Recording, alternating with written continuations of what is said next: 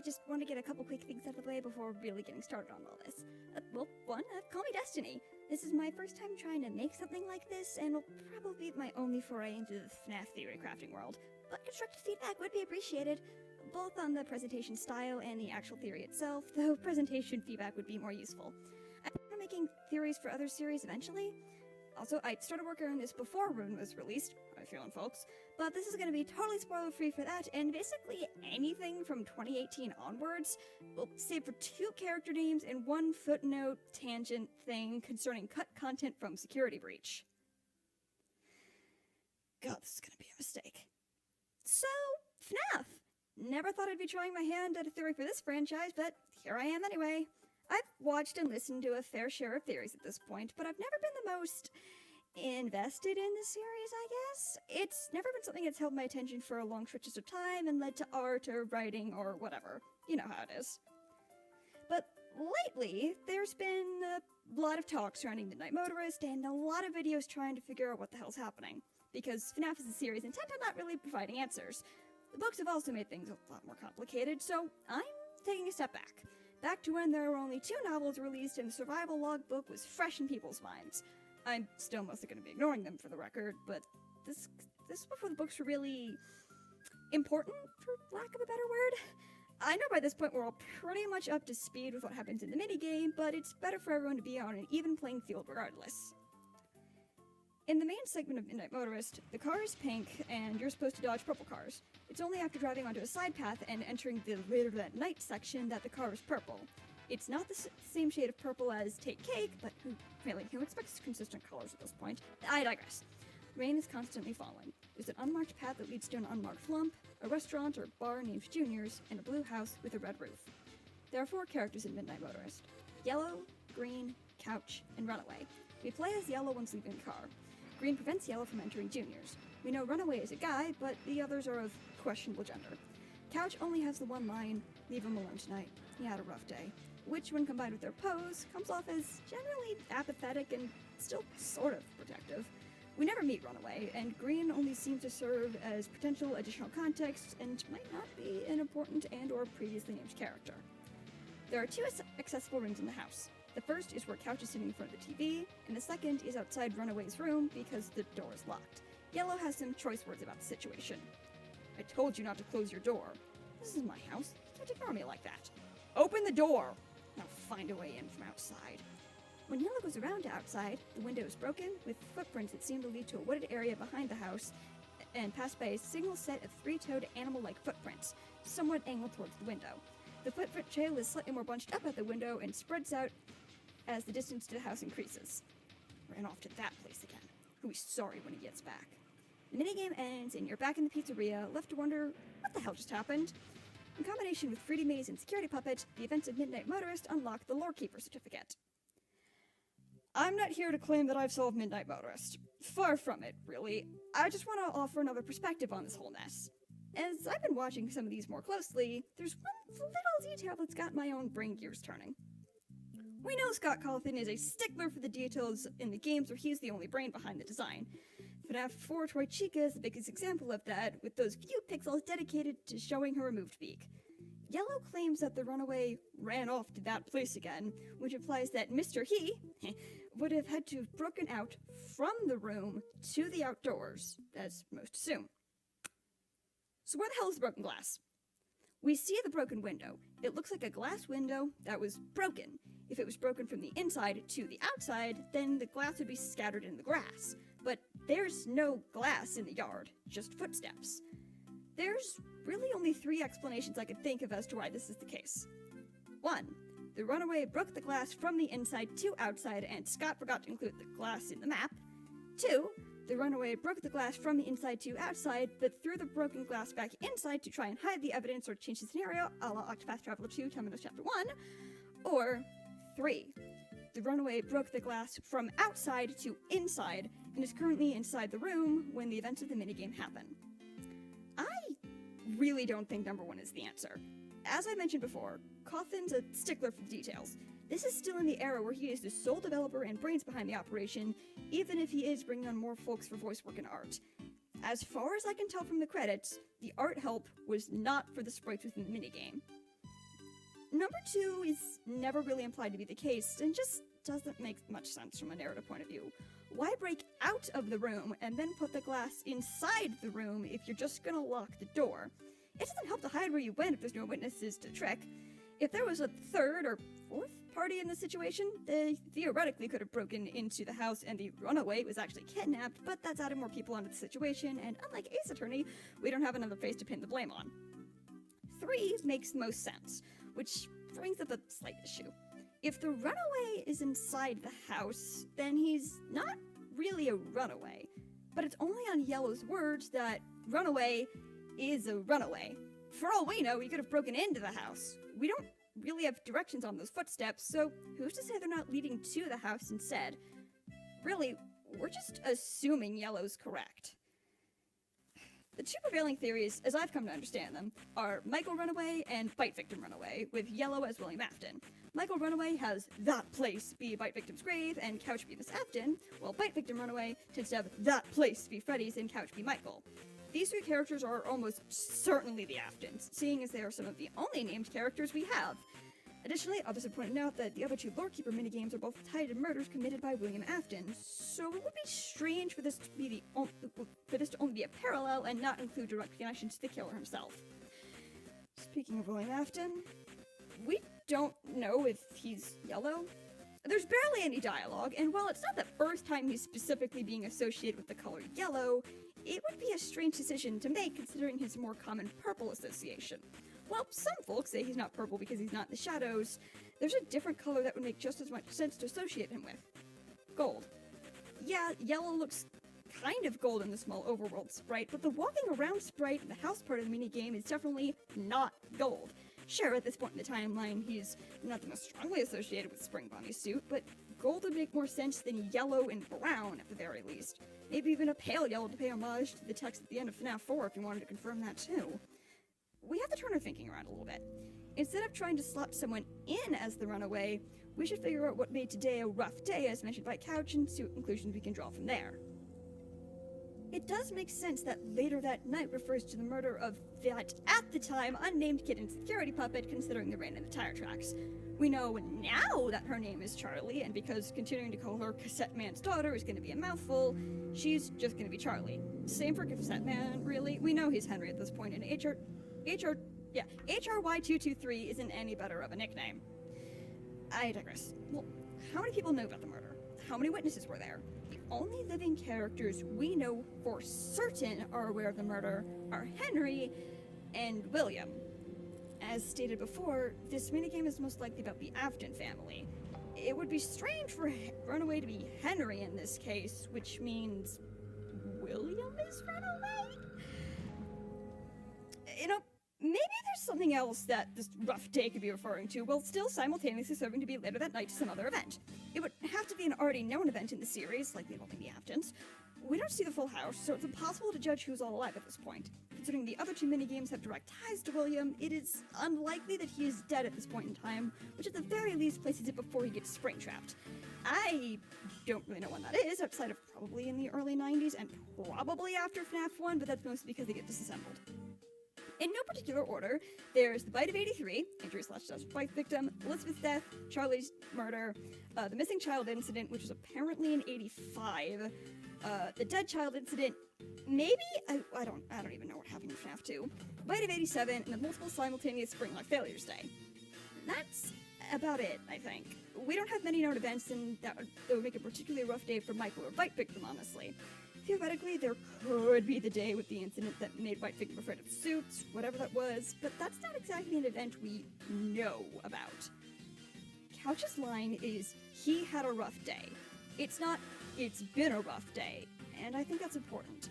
If this was, say, the day Elizabeth died, it would be a rough day for the whole family, and it's not like Yellow would need Couch to say that. I can see the same being said for the bite of 83 and or be passing away, because it's going to be more than a rough day for the family. It's going to be a rough while. If it's some non-specific day after Bite Victim passes, then there's no specific day for later that night to happen and makes sense. This leaves the notable incident either being William commits child murder or spring lock failure combo, and I'm not sure which actually happened. It is kind of funny to note that a lot of the significant events with the direct connections to the Aftons we know of in the series revolve around murder, since, a good chunk of the notable incidents that happen are murders committed by William or the deaths where he is a witness and not a victim, like Elizabeth and Bite Victim. Again, it could still be a Bite Victim gets scared of Springlocks Day, but I'm not holding my breath. For the sake of this theory, I'm going to do the unthinkable and assume something. The section of Midnight Motorist takes place later on the night he murdered Charlie. This lines up with the other minigames being about William's murders, even if this one in particular isn't a murder happening as much as it is the aftermath. Of Yellow's 5 lines, the second and fifth stand out to me the most. This is my house. He can't ignore me like that, and ran off to that place again. He'll be sorry when he gets back. Because of the usual assumption that Yellow is William, no one bats an eye at the second line. The fifth line is kind of assumed to be leading to child abuse. Yikes. But if Yellow isn't William because he's Runaway, and this is still about the Aftons, what if Yellow is Miss Afton? I know I sound crazy. We don't know anything about her, not even a name, and I'm out here saying that she's the Yellow person we're playing as. I know there's at least one theory out there claiming that Runaway is William and Yellow is his father, which is a fascinating twist, and I really should check it out. But that's what's happening here.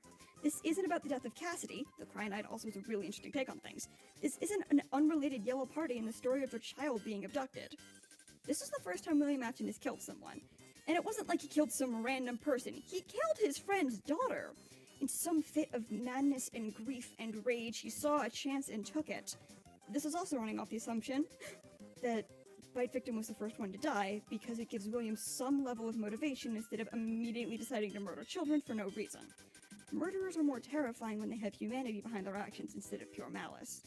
Considering the circumstances of his own child being dead, but Henry still having his daughter, it could have just been a crime of passion, and it's only after coming down from his emotions that he realized exactly what he's done. Considering one of their children is dead, I wouldn't be surprised if the family has a more strained relationship. Whether it's because one or both parents blame Michael for the death of his brother, or parents spiraling in different ways apart from one another, things just aren't going to be good.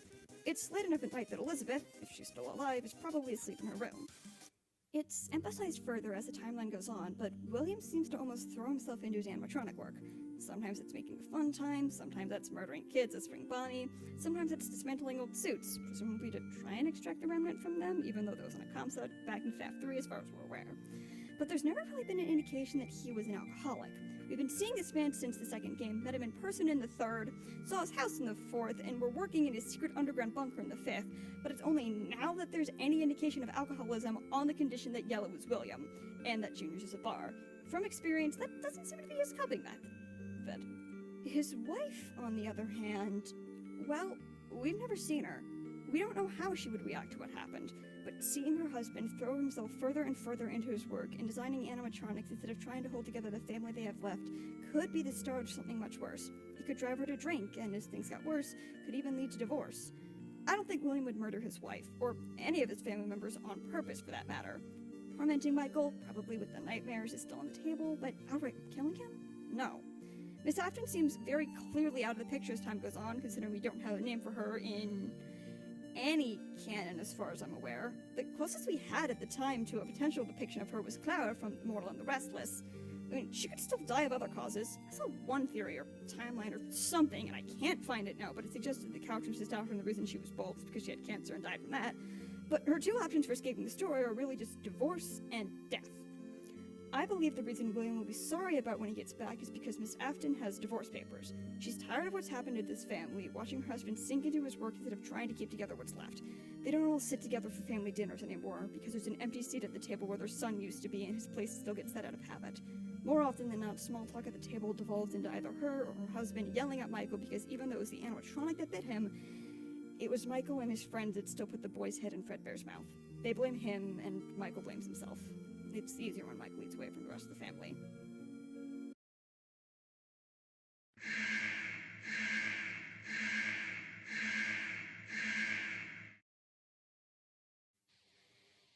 Okay, you know how I said before that I didn't want to use anything from 2018 onward except for one footnote tangent?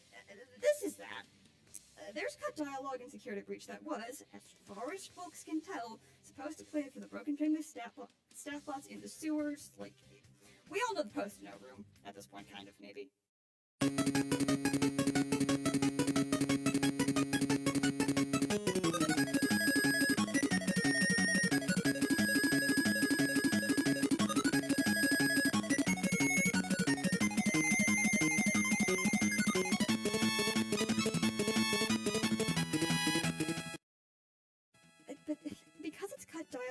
and from a later installment, I'm not using it as hard and fast evidence. More so a footnote to consider.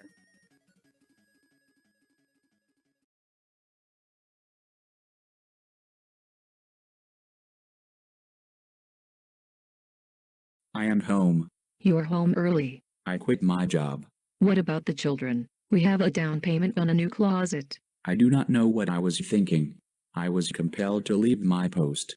This is no longer working. I am leaving. Do not go. May you be happy in the life you have chosen. The most common take on the bots is, as they stand, is that they represent the Afton family, especially in tandem with the dialogue, but there's always other possibilities. I hadn't heard of the Funtime family being an option until I was double-checking things, but I think that's neat too. Obviously, Miss Afton doesn't seem to end up taking the kids into divorce, but the idea of the divorce happening in the first place probably shouldn't be entirely ignored. I know folks also focus down on the whole down payment on a new closet line, but I don't have to think about it too much since this is a footnote. I don't have a good way to segue into this, but I also want to talk colors. The car is pink in the main part of Midnight Motorist, dodging purple cars. After starting later that night, the car is purple. The figure we play as looks sort of yellow or maybe a dull gold in the overworld segment, such as when visiting the unmarked lump, juniors are walking from the car to the house, and is honestly more brown than anything else when in the house map. Couch has a gray shirt, or maybe a blanket covering their body, and green guy is green. The specific hex codes, pulling from the sprites as they're presented on Freddy-Fazbear's-Pizza.fandom.com wiki, are as follows. Player character's car in later that night, 584058. Player character in the overworld, C09800. Player character in the house, 906000. Green Man is 589800, and the couch is 606060. The cars in the main segment of Midnight Motorist are actually white bodies with pink and purple glow effects, so it's not exactly a piece of cake to figure out exactly what colors they are. But the main thing I want to focus on here are the significance of the colors, both narratively and in terms of color associations. Starting with the cars, the player car starts as pink, a color that is really most often associated with love. Cars being avoided are purple, which is historically a color tied to William Afton in his role as the purple guy. The player is trying to avoid running into the other cars because while crashing won't kill you, it slows you down. Turning off to later that night, it changes the car to purple, which could be for a few reasons, but two seem the most likely. One, it's dark and purple has also been used to represent shadows in the 8-bit/stylized minigames. And two, the change of car color signifies a change in the mindsets or attitude of the player character. It could very well be both factors, but the latter is more interesting to me at the moment. The car goes from a color of love to a color associated with a child's serial murderer. Miss Afton goes from loving her children and family to becoming more like her husband. She was trying to avoid him, the purple cars in the traffic before, but now here she is, ready to deliver divorce papers and break their fractured family even further. Maybe she did want to take the kids. Maybe she only wanted to take Elizabeth because she didn't do anything wrong in her mother's eyes. Maybe she wasn't going to take either of them and just wanted to leave herself. This leads me into the color choice for the player character. They go from a somewhat dull gold in the overworld to a more muted brown at the house. The color gets darker and less vibrant the closer to home the player gets.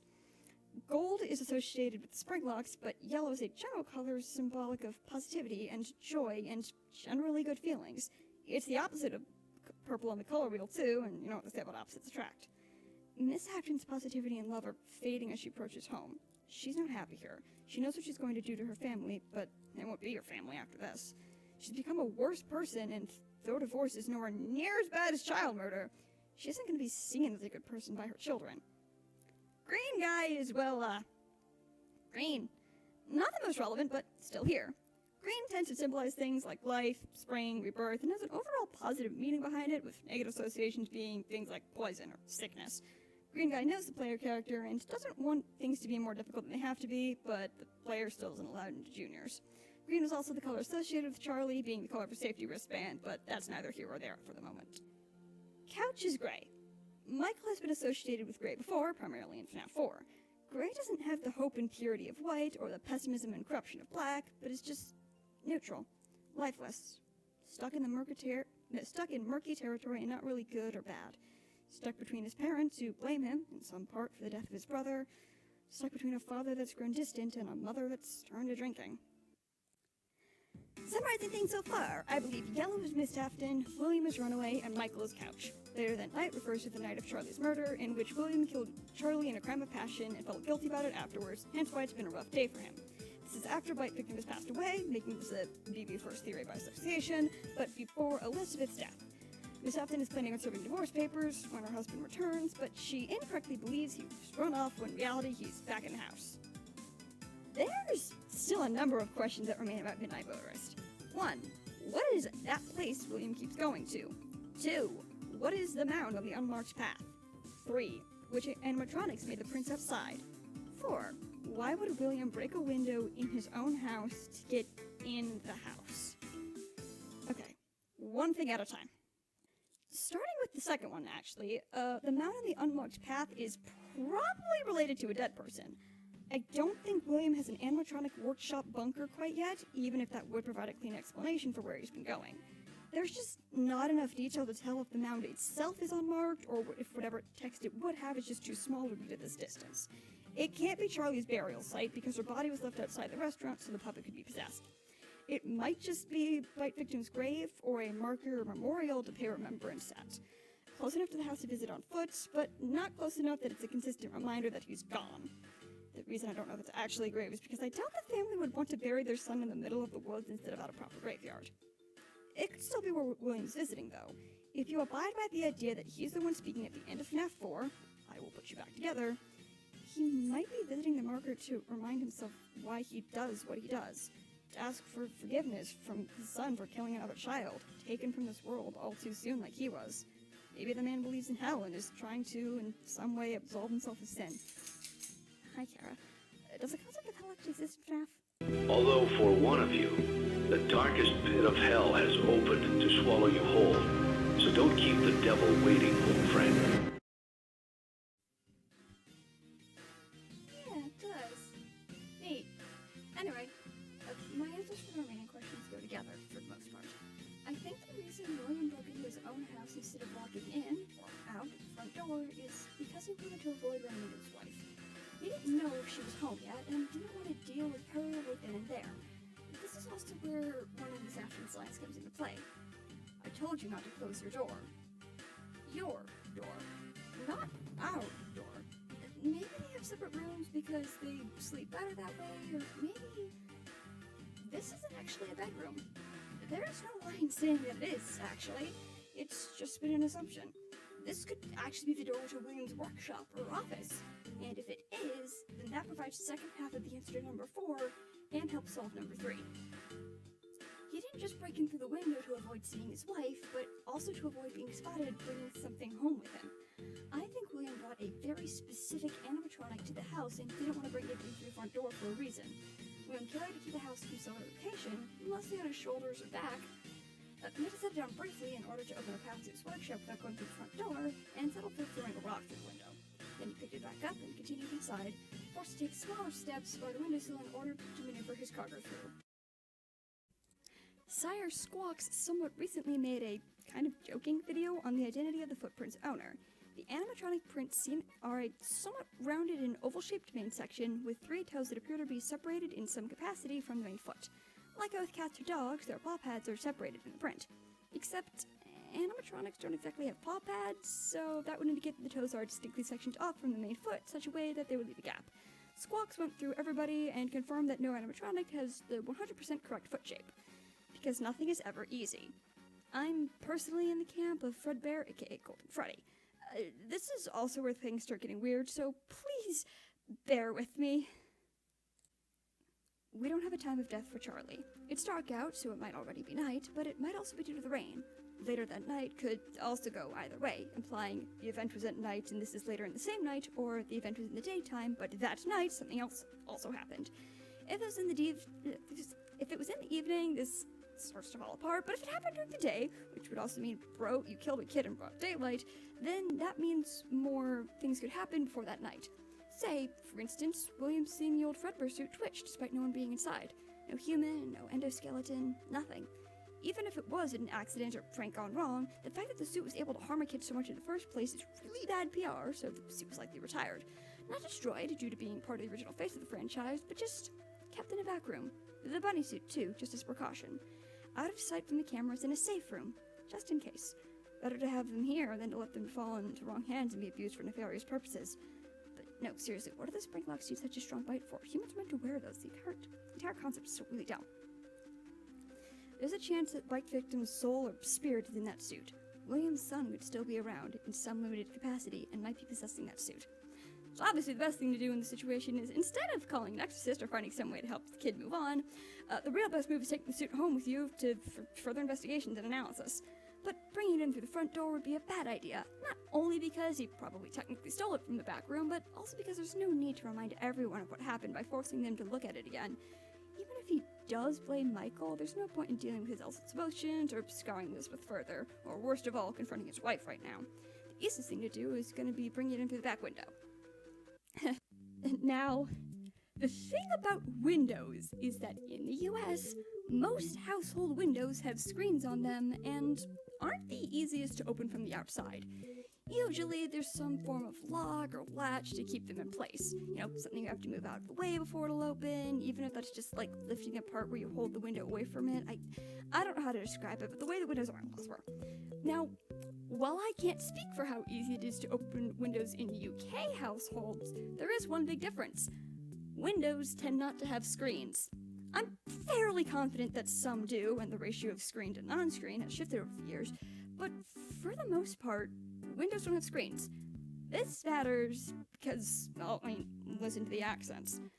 For some reason, despite the series being set in Utah, yes, really, the Aftons that we hear sound like they have British accents.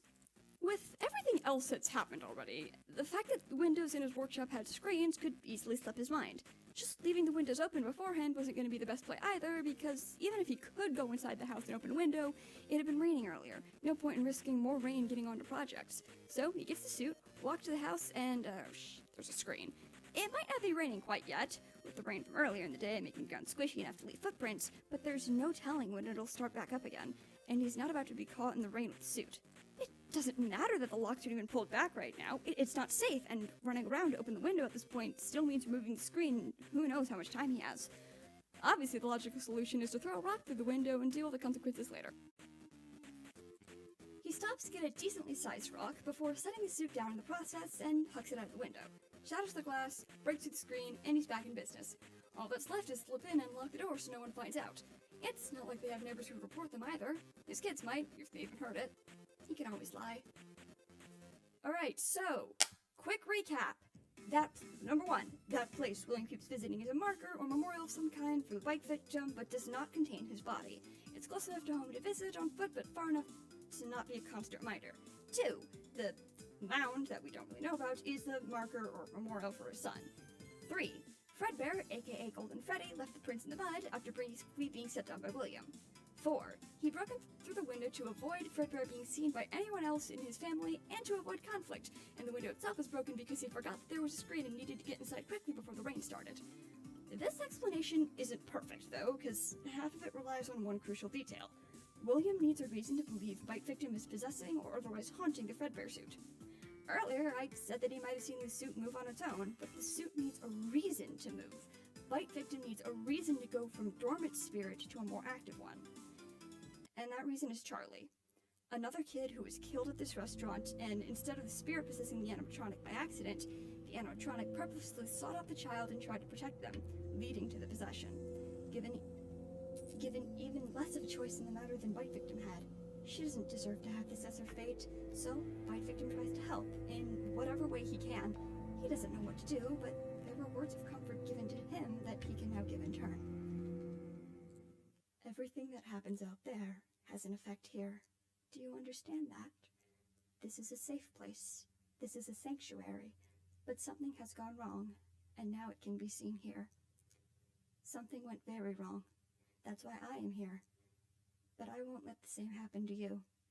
I will put you back together. That's right. I'm bringing in FNAF World.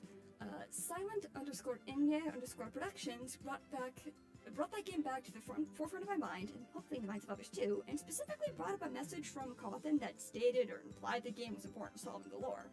I have a whole video going in depth about things that I recommend, because while it's a little crazy sounding at times, this is FNAF we're talking about. This is a series built on the souls of murdered children possessing animatronics and trying to kill you. The guide throughout the game is some form of Fredbear, or 3D or kind of 8-bit. You know, the character was associated with the bite victim. I'm not really going to get into the plot of FNAF World, but there's two main stories. One happens if you follow the directions of 3D Fredbear, then involves going to subtitles and fighting bosses, and what happens if you follow the instructions of the 8-bit Fredbear to find the clocks. Finding said clocks takes you into a brief black and white sequence where you have to do a small task. Push Balloon Boy into a box, step on buttons to display a code, put cupcakes in boxes, the works. These are parallels or other versions of the minigames in FNAF 3 that lead to Happiest Day, has been said, time and again by others. Once all the clock tasks are completed, the black screen with 2 dots for eyes returns with more to say. We are still your friends. Do you believe that? The pieces are in place for you. All you have to do is find them. Rest. I know this seems like a really strange place to say FNAF World starts, but it's a strange game. We don't even really know who we're playing as, since the one being spoken to in the black screen with that eye sequence seems to be different from the player. When that game came out, we were only up to FNAF 4, and I think Silver Rise might have been out. There's really not that many options for who you could be dealing with here. And look, I know 8-bit Fredbear says you have to leave breadcrumbs for him to help him find his way, but this was still before the spirit inhabiting the puppet was revealed to be a girl. FNAF World was before the one you should not have killed was an established character. Maybe ghosts have no idea what gender is and are just guessing. But Charlie was never supposed to die. Something went very wrong. Another child died at a Fazbear's location, and it was by the hands of Bite Victim's own father. This was never supposed to happen. So Bite Victim echoes the words his father told him, and helps to fix this mess. Unfortunately, he doesn't really know how, but that's not going to stop him from trying. Charlie, in turn, wants to help other children who are wrongfully murdered, and the only way either child knows how to persist beyond death is through the possession of a suit. She gives gifts and gives life, but it's not enough. None of these children want to stay in this world. They want to move on and be free from the pain, but they're trapped in the suits. Charlie was never supposed to be trapped as the puppet. Bite Victim offers a helping hand for Charlie to move on, and she doesn't take it. Even after everything is set up and she's given the chance to rest, she won't take it. She has to help everyone else like Bite Victim helped her. She has to help the other victims of Afton get their revenge, find their happiest day, and let them rest. She has to help Bite Victim find the piece he tried to help her find. But she persists until FNAF 6, only to be caught and finally freed in some kind of twisted way by her father. I think that's everything. So it's time to put the pieces in order. Bite Victim gets chomped due to Michael's prank and ends up possessing the suit responsible. Both parents blame the eldest in some capacity and confront grief in their own ways. William retreats into his work, and Miss Afton resorts to drinking. Fredbear is retired due to the danger presented by the Bite Victim incident, and Spring Bonnie alongside him just as a precaution. Sometime later, Charlie is murdered in a fit of grief, rage, and other emotions by William Afton. After the deed is done, William realizes exactly what happened and feels guilty about it. He leaves that location and goes to the one currently housing the old spring locks in the safe room. Charlie possesses the puppet, and Bite Victim notices that something is wrong. He tries to reach out to her as a ghost. William sees the empty Fredbear suit twitching, freaks out, but concludes the suit is being haunted by his dead son. While he's correct, he's also absolutely not thinking clearly at this point because, oops, he did a murder. He remembers the promise he made to his son of putting him back together and starts to scheme. William takes the Fredbear suit home with him. Bite Victim promises to help put Charlie back together, echoing his father's words, but isn't sure yet what to do beyond that. Spirits have a funny way of being able to communicate despite not really being all that near one another. William drives home, stopping by the marker memorial to show and tell his son about how he was never truly forgotten by anyone. The man isn't really thinking straight. As he approaches the house, William realizes that it would be bad if he were to be seen with the suit by his children or his wife, so he concludes the best course of action is to break into his own workshop before the rain starts again. There had been on and off storms all day. He parks away from the house in the woods, most likely taking a route from the marker clearing towards the back of the house. He leaves the car, taking the possessed suit with him, and begins to walk home. The empty suit is fairly lightweight, has to be in order for performers to move around inside of it, so he hefts it up onto his back or over his shoulders like one would carry a child.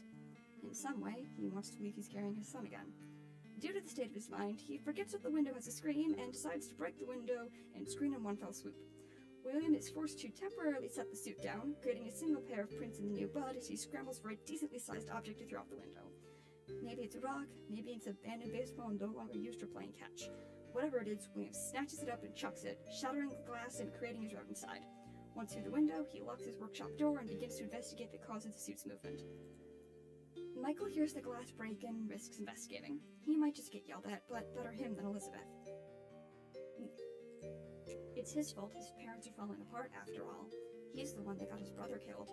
When Michael knocks and asks if everything's alright, it takes a moment before his father answers. It's been a rough day, William says. He accidentally knocked over a glass. He tells Michael not to worry and that he's not hurt, and that if his mother asks, just to tell her the same. Michael takes the explanation without asking any more questions and goes to the couch to watch TV for a while. It feels wrong, but everything has felt wrong since he screwed up. Miss Afton has been spiraling for a while now and decides that enough is enough. She files for divorce and is planning on serving the papers to her soon-to-be ex-husband once she gets home. Even with alcohol in her system, she's intent on getting home in the rain and speeding down the highway. Every car she sees on the highway is purple in her eyes. William's favorite color. She sees him as the enemy in this moment. As she turns off the highway to go home, she doesn't even realize that she's become more like him, and the light and love once felt has faded. She gets home, all but brushing past Michael. Her son sends along a message from William about having a rough day, but it hardly matters. When Miss Afton demands entry to the workshop, William is silent. If he stays quiet, it'll be like he wasn't even there. She makes a few more demands before stomping away in a huff, passing by her son once more. Michael doesn't dare try to say anything. Outside, Miss Afton finds a trail of footprints leading off into the woods and assumes that her husband ran off to the younger son's memorial in the field. She doesn't notice the missing glass that should be there from breaking out. She doesn't care. Whenever her husband decides to show his face again, he'll be sorry. She won't be Miss Afton for much longer. Or at least that's one way things could play out. Like I said back at the beginning, I don't want to claim that I figured it all out, but it's important not to get caught up in the same loops and assumptions and remember to step back sometimes. Of course I'm going to stand by my theory because I think it's narratively interesting, but I also 100% acknowledge that it's not perfect. I'm no expert on FNAF lore, and there's things I could have easily missed. For now, though, I'm going to end it here. This is already way longer than I thought it was going to be, and I really want to move on to other things.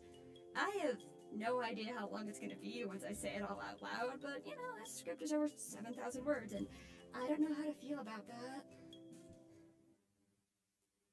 Hey, it's Postscript Destiny. I just wanted to say a couple other things before truly signing off. If you've listened all the way through, thank you.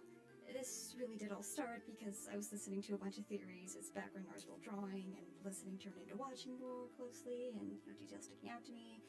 I know Cry Knight's Cassidy theory also mentions the broken glass, but it's not a detail I actually saw pointed out a ton. This theory started just more of a crack theory, but then I kept looking into details and realized it could be more than just me going, Drake, where's the broken glass? And I wanted to explore more. I know I brought it up, but Miss Afton doesn't have to be an alcoholic for this to work. It's more so a point other folks use, things the juniors being interpreted as a bar, so I figured it was worth including here. She could spiral away from her family in another manner, but the key feature is that things are falling apart. I don't have any other theories up at the moment, but if you want to stick around for a bit, then I'd really appreciate if you checked out my base.exe animatic. I do have another theory in the works for Pokemon, but there's no telling when that one's going to get done. Hopefully before the Scarlet and Violet DLC, at least. That's all for now. For real this time. Thanks again for watching, and who knows? Maybe we'll meet again.